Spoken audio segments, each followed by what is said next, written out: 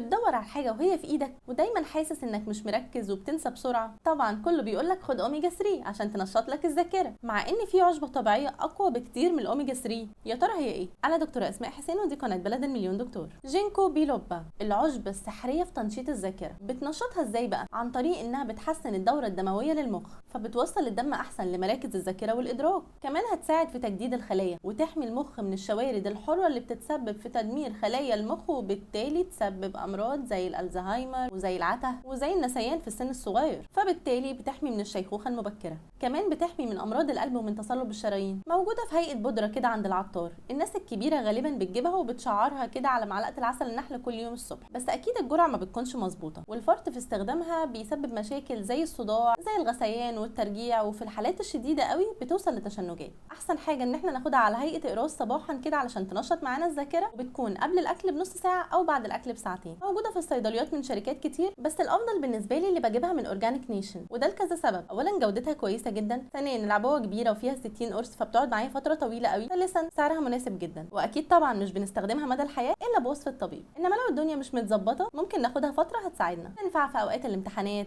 في ضغط الشغل، لما بيكون التركيز في ذمه الله. قولي بقى في التعليقات سمعت عنها قبل كده ولا لا، ولو استفدت من الفيديو شاركه مع غيرك علشان يستفاد، واشترك في القناه لان معلومه واحده تقدر تنقذ حياه.